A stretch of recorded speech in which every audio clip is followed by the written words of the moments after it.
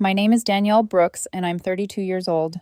If you'd asked me 6 months ago what my relationship looked like, I would have said stable. Not dramatic, not perfect, just real. The kind of love that didn't need to perform. Mason Clark and I had been together 3 years.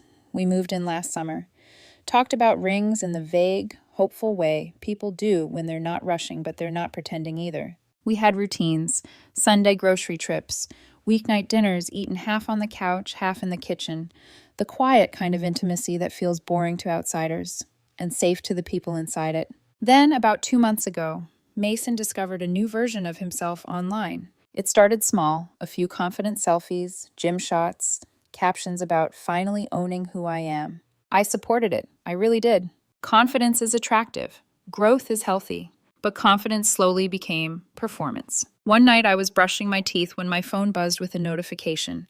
Mason had posted again. I opened it without thinking. It was a photo taken in our bedroom, not explicit, but intimate enough that I felt like I was suddenly sharing something private with strangers I'd never agreed to invite in. "Hey," I said gently when I walked into the living room, "can we talk about that post?" He didn't even look up from his phone. "What about it?" It feels like a lot. Some of these pictures are starting to cross a line for me." That's when his expression changed. Not anger, not confusion. Dismissal. "Danielle, it's my body, my choice. I'm finally feeling confident, and now you want to tear me down?" "I'm not tearing you down," I said. "I'm telling you how I feel." "You're being controlling." That word landed harder than anything else he could have said. Controlling. For caring. For wanting boundaries. For asking that the person I loved didn't turn our relationship into background noise for strangers' approval. The conversation went nowhere after that. And Mason kept posting. The comments rolled in. Flames. Compliments. Invitations disguised as jokes. He'd show me sometimes, laughing. "Look at these desperate people." But he never shut it down, never set a boundary. Then came the Thursday that changed everything. He posted a photo from our bed, the same sheets we slept on every night, with a caption that felt like it wasn't meant for me at all. I stared at my phone for a long time before I said anything. "Mason, this is too far." He rolled his eyes. "Oh my God, grow up. It's just social media." That's when something in me went quiet. Not angry, not dramatic. Just clear. Because in that moment, I realized something important. I wasn't dating a man discovering confidence. I was dating a man discovering how much validation he could get, and how little my feelings mattered in comparison. "You're right," I said calmly. "It's your body, your choice." He looked surprised. "Really?" "Really." He smiled, kissed my cheek, and went back to his phone. That night, while Mason slept beside me, I created a new Instagram account. Danielle, single 32. Bio. Just a woman living her best life. Single, honest. I didn't create it to cheat. I didn't create it to lie. I created it to see what would happen when I stepped into the same space Mason had been living in. The space where attention is currency and boundaries are called insecurity. I didn't know yet that this small decision would unravel everything. I just knew one thing. If he believed attention meant empowerment, then he was about to learn what it looked like from the other side. I didn't rush it. That was the first rule I gave myself. No urgency, no emotion, no impulsive mistakes. Danielle, single 32, wasn't supposed to look strategic. She was supposed to look effortless. A couple of neutral photos. One mirror shot at the gym. Nothing provocative, just confident.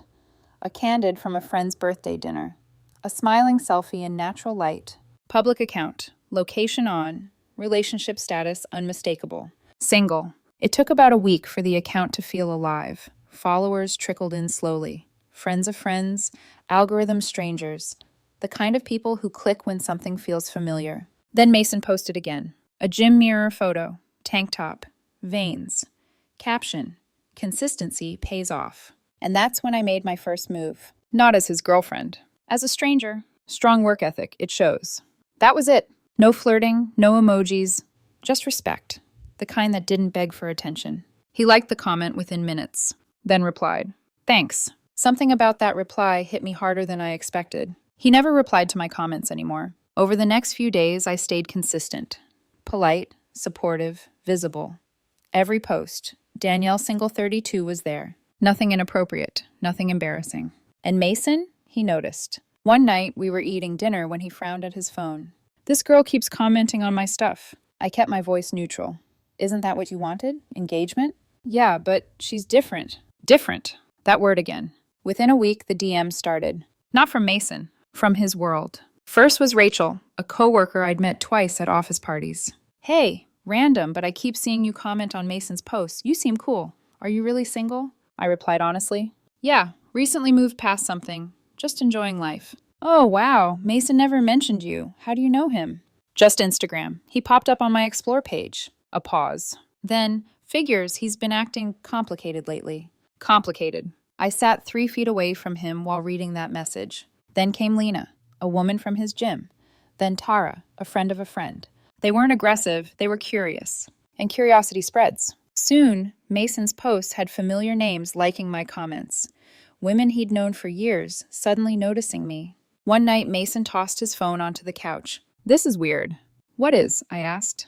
This account. Danielle is single 32. She's everywhere. And now Rachel keeps asking about her. I smiled faintly. You can't control who interacts with you, remember? He didn't laugh. Thursday night, 2 weeks in, was when the tension snapped. Mason stormed into the living room, phone in hand. Are you seeing this? He shoved the screen toward me. It was my latest post, a casual gym photo, captioned, "Good workout. Might grab a smoothie after." The comments were busy. Rachel, I'm in. Lena, you look amazing. Tara, where are we meeting? Mason's jaw was tight. Your friends seem interested, I said lightly. This isn't funny, Danielle. Why not? They're acting like I don't exist. I tilted my head. Didn't you say attention doesn't mean anything? He stared at me. For the first time since this all began, I saw it. Confusion, discomfort, the beginning of loss of control. Why do you care what a single woman does online? I asked softly. You don't own her. He opened his mouth, then stopped, because there was no answer that didn't expose the truth. That night, Mason barely slept. And by morning, the experiment had moved beyond me. It had entered his entire social circle, and it was only getting louder. The next morning, I woke up to the sound of furious typing. Mason was sitting on the edge of the bed, phone clenched in his hand, like it had personally betrayed him. What's wrong? I asked, already knowing the answer. He didn't look at me. They're being ridiculous. I checked Danielle single 32 while he spiraled quietly beside me. The DMs had exploded overnight. Rachel. Mason just called me asking why I'm talking to you. That was weird. Lena. He literally told me to stop liking your posts. Are you sure you're single? Because this feels messy. Tara. He said you're causing problems. I don't even know him like that. Why is he so pressed? Pressed. That word came up again and again. Mason had spent weeks telling me attention didn't matter, that it was empowering, that anyone uncomfortable with it was insecure. Now he was policing it, but only when it wasn't directed at him. By noon, he'd gone full damage control mode. He posted a couple photos of us from last month, smiling, arm wrapped around my waist, with a caption that felt forced even to me. Grateful for my amazing girlfriend. 3 years strong. It was the first couple post in 2 months, and it backfired immediately. Danielle, single 32, gained more followers that afternoon than she had all week. The DMs shifted tone. Oh, there are 2 of you. Wait, you're not Mason's girlfriend? Okay, but you're clearly the hotter one. He seems kind of controlling, no offense. Mason came home early from work. I heard the door slam. Are you enjoying this? He snapped. I looked up from the couch. Enjoying what? My friends turning against me. This random woman making me look like a jealous idiot. I stayed calm. Why does it make you look jealous? He hesitated. Because the answer was obvious. Because jealousy only exists when something matters. And according to his own rules, it shouldn't. That night, Mason started blocking people. Rachel, Lena, Tara, anyone who had interacted with Danielle, single 32 more than once. You're being extreme, I said. They're crossing boundaries. Like you did? I asked quietly. He spun toward me. This is different. Why? Because he couldn't finish the sentence. Because the difference only existed in his head, where male attention was harmless and female autonomy was threatening. By morning, the fallout had spread. Group chats lit up. Stories were subtweeted without names. Someone created a private chat titled Mason's Meltdown. I knew because Lena forwarded me screenshots to my real account. He's losing it, she wrote. You didn't do anything wrong. That was the moment I realized something darker. This wasn't about me proving a point. This was about Mason losing control of a narrative he thought he owned. That evening, he confronted me in the kitchen. You know her. I didn't answer. You know Danielle, single 32, he said again, voice shaking now. You've defended her. You've been way too calm about this. I met his eyes. How does it feel? I asked softly. To watch people choose someone they believe is single. over someone who claims to be entitled to attention. His face drained of color. "Show me your phone." "No," I said. The silence between us stretched, thick, unavoidable.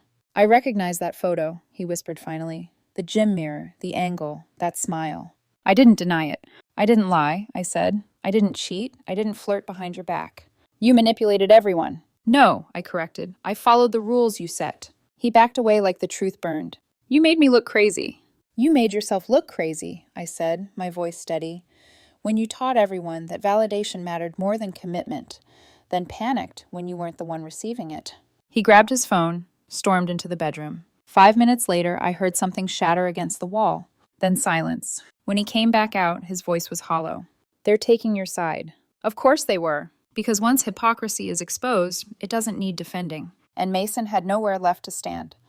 We broke up 3 days later. Not in a dramatic explosion. No screaming, no slammed doors. Just exhaustion. Mason sat across from me at the kitchen table, hands wrapped around a mug he wasn't drinking from, eyes rimmed red like he hadn't slept since the truth came out. "I don't know how we got here," he said quietly. "I did. We got here when my discomfort became your inconvenience," I replied. "When my boundaries became something you needed to overcome instead of respect." He tried one last time to rewrite the story. He called his sister, his mom, a couple of friends who hadn't unfollowed him yet. I didn't stop him, because the truth doesn't need gatekeeping. His mother called me the next afternoon. "Danielle," she said carefully, "what Mason did wasn't right, but creating another account, that feels deceptive." "All I did," I answered calmly, "was exist online as a single woman. I didn't lie about who I was. I didn't pursue anyone taken. I didn't ask for attention. I received it." She was quiet. "Mason told me you embarrassed him." "He embarrassed himself," I said gently, "by setting rules he never intended to live by." She sighed. "I just hope you both learned something from this." I had. Mason moved out the following weekend. He tried to make it theatrical. Boxes stacked too loudly, sighs meant to be overheard, but even that energy fell flat. His friend Lena came to help him pack. Halfway through, she pulled me aside. "So, Danielle, single 32, she said, smiling. "Was any of it real?" "All of it," I said. "The photos, the words, the confidence." She laughed. "That's kind of iconic." Mason heard and snapped. "Whose side are you on?" Lena didn't hesitate. "Realities." After he left, the apartment felt lighter than I expected. Quiet, but not lonely. I updated the bio on the account that had started everything. Danielle, single 32, not actually single, just proved a point. In a happy, offline life now.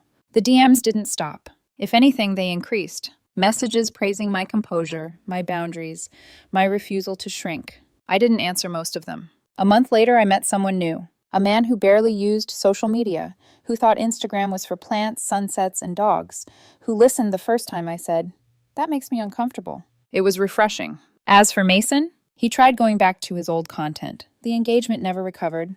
The validation he chased moved on, like it always does. Sometimes, late at night, I see him viewing my stories from an account he thinks I don't recognize. I never check his back. Because unlike him, I don't need attention to feel chosen. I needed respect. And when someone shows you they'd rather be validated by strangers than be accountable to the person beside them, believe them.